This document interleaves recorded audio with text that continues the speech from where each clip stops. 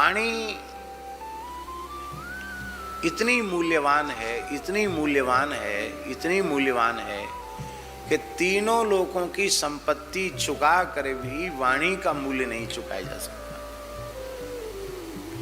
इतनी मूल्यवान वाणी है, और इतनी मूल्यवान वाणी को हम लोग कितना नष्ट करते हैं।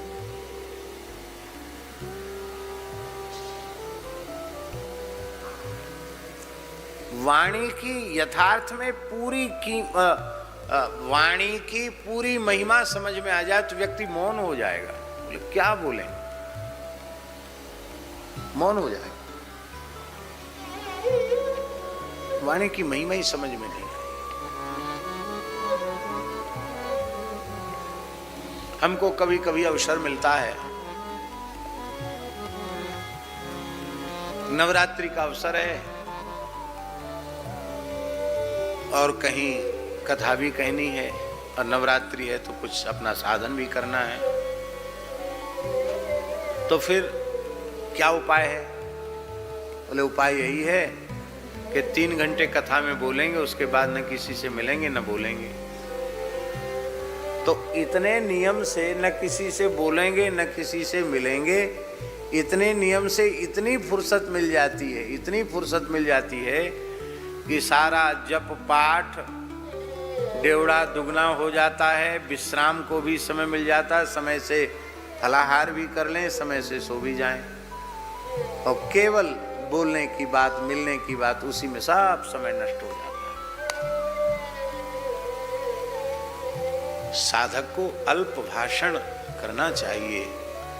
मौनम सर्वार्थ साधनम, मौन संपूर्ण अर्थ का साधन करने वाला है।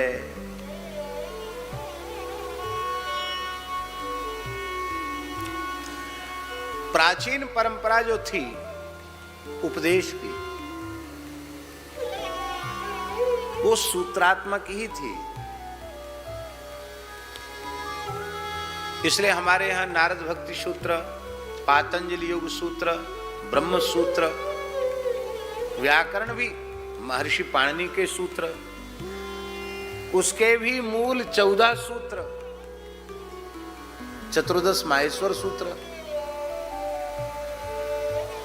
ज्यों-ज्यों मेधा क्षीण होती चली गई, त्यों-त्यों उसके व्याख्यान की आवश्यकता पड़ती चली गई।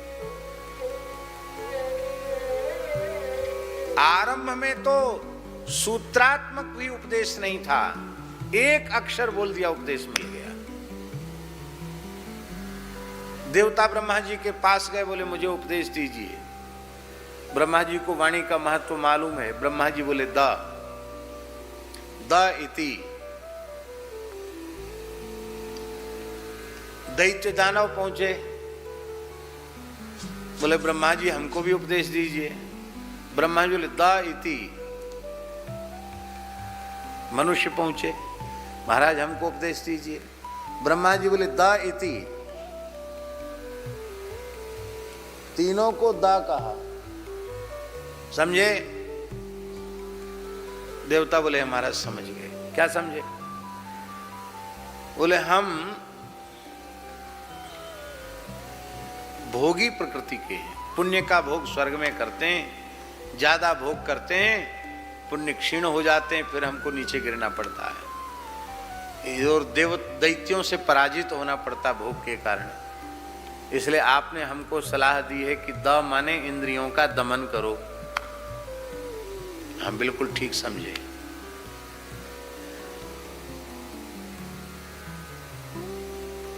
दैत्यों से पूछा तुमने क्या समझा? दैत्य बोले महाराज हमारे कोई अलग से सिंह पूंछ थोड़े ही आपने बना दिए हैं, हम लोगों में निर्दयता है, किसी प्राणी पर हम दया नहीं करते हैं, इसलिए हमको दानव कहते हैं, दैत्य कहते हैं, राक्षस कहते हैं। यदि हम दया भाव धारण कर लें तो हम भी पूज्य हो जाएंगे।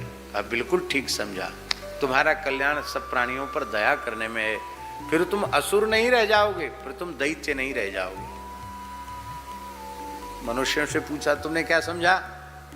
मनुष्यों ने कहा महाराज हमने यही समझा कि मनुष्य यह जानता है कि सब कुछ नष्ट हो जाने वाला है, पूरी कौड़ी भी साथ जाने वाली नहीं है,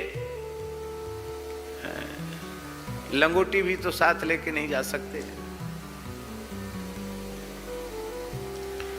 फिर भी मनुष्य दिनों रात भोगों के संग्रह में, संपत्ति के संग्रह में लगा हुआ है। लोभ पूर्वक छल कपट दंभ का आश्रय लेकर के धन येन केन प्रकारेण धन का संग्रह हो, इसी में लगा हुआ है।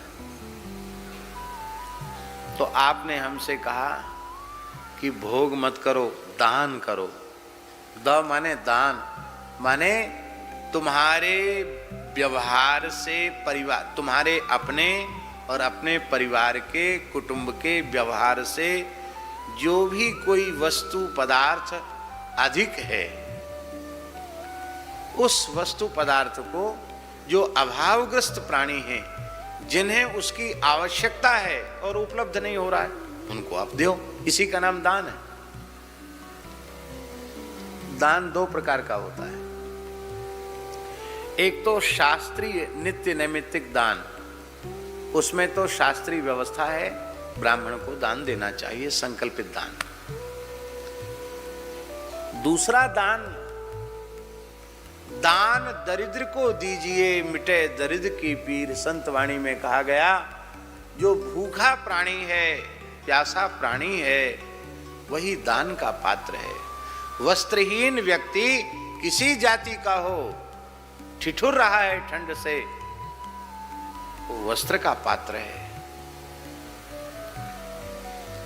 रोगी का कोई संप्रदाय होता है? रोगी की कोई जाति होती है क्या? कोई भी रुग्ण मनुष्य औषधि का, चिकित्सा का अधिकारी है। आपके पास है तो आप उसकी चिकित्सा कराइए। शिक्षा, चिकित्सा, अन्न, वस्त्र, इसका अधिकार सबको है कि नहीं? आपके अपने भोगने से ज्यादा है और दूसरों के पास बिल्कुल भी नहीं है, आप उनको दीजिए। इसी का नाम दान। मनुष्य का कल्याण इसी में है। प्रगट चार पद धर्म के कलिमहु एक प्रधान, ये न केन विधि दीने दान करे कल्याण।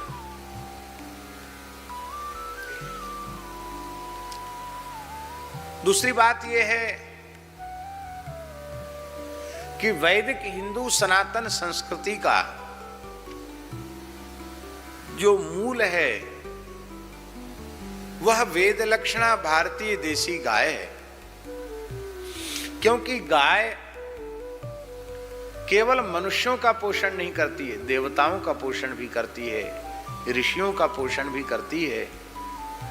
और केवल देवता, मनुष्य, ऋषि इनका ही पोषण नहीं करती है, संपूर्ण प्रकृति का पोषण करती है, संपूर्ण पर्यावरण का पोषण करती है। स्वयं धरित्री है, वो धारण करने वाली है। इसलिए धरती माता का जो आधिदैविक स्वरूप है वह गाय का ही है। इसलिए गाय और पृथ्वी में अभेद है। जैसे धरती ने सबको धारण कर रखा है, ऐसे ही गो माता ने सबको धारण कर रखा है। गाय न होती तो ये सृष्टि न होती। इसलिए गो सेवा करना ये धर्म है। हमारे महाराज जी कहते थे, भक्तमाली जी महाराज जी कहते थे, पंडित जी, और सब कार्य अपनी सामर्थ्य के अनुसार करने चाहिए, पर गो सेवा सामर्थ्य से अधिक करनी चाहिए। और सब काम अपनी सामर्थ्य से करो, गो सेवा सामर्थ्य से अधिक करो। तो पहले उपदेश की पद्धति सूत्रात्मक थी। हम तो केवल इतना निवेदन कर रहे हैं कि पहले उपदेश की पद्धति सूत्रात्मक थी। क्यों थी? क्योंकि उन आचार्यों को वाणी का मूल्य मालूम था, इसलिए वे ज्यादा से ज्यादा मौन रहते थे। इसलिए एक विशेष लक्षण है साधक का अल्प भाषण। अल्प भाषण का अर्थ ये नहीं है कि अपने से बड़े कुछ पूछें तो कुछ बोलना नहीं, अपने से बड़े पूछें तो उत्तर देना, जरूर उत्तर देना चाहिए। नहीं उत्तर देंगे तो अवज्ञा होगी, उत्तर देना चाहिए। व्यर्थ में जो बात करने का कोई मतलब नहीं है, ऐसी बातें नहीं करना। बहुत से लोग मौनी तो हो जाते हैं, पर जवान से जितना बोलते उससे ज्यादा लिखते हैं वो। अरे भाई, फिर मौन होने का क्या मतलब है? हूं करेंगे, ज्यादा से ज्यादा लिखेंगे, समझ में नहीं आएगा तो फिर गुस्सा भी करेंगे कि हमारी बात समझता क्यों नहीं है।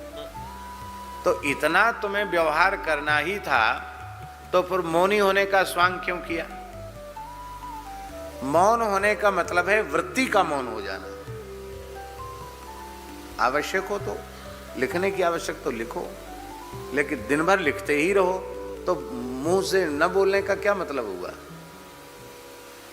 इसलिए जिह्वा से भगवत गुणगान करना, खूब कीर्तन करना, गीता भागवत रामायण का उच्चारण पूर्वक पाठ करना, बाकी परनिंदा पर चर्चा न बोलना, इसी का नाम है मौन, इसी का नाम है अल्प भाषण, कम बोलना।